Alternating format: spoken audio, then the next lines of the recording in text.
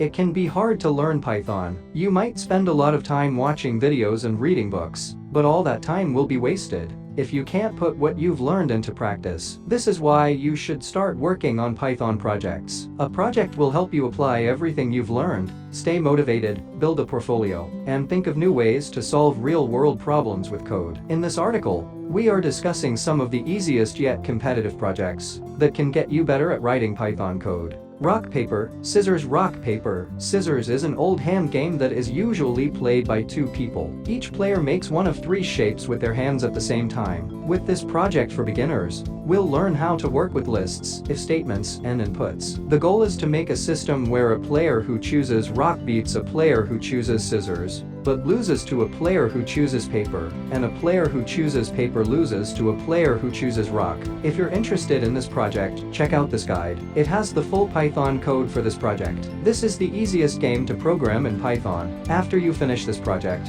you can use the Pygam library to make more complicated games with graphics and sound libraries. Here are a few of the games you can make with Pygam. Tic-tac-toe, hangman, numbers to guess, quiz game, snake. Making user interfaces with graphics. Gee, it's cool to write Python code, but you know what's cooler? Having a graphical user interface. Gee, for your code means that anyone can test what you've made. Python's Tkinter, Pict, and Kitty libraries will help you make a graphical user interface. Gee, with buttons, windows, and lots of other widgets that make it easier for users to interact with your app. If you've never made a GUI before, you can use this free to learn how to do it. The idea behind this project is simple. Make a graphical user interface for any project you have already finished. You can also make a GUI for any of the projects in this article, or use the list below to get ideas. Age calculator app. With this app, you can type in your date of birth, and the app will tell you your age. If you made a calculator while learning Python, it's time to improve the results with a graphical user interface. Key. Use the calculator that comes with your operating system to get some ideas. Currency converter. Make an app that lets people put in the amount they want in one currency and get the amount in the other currency they want. Make a simple website for your portfolio.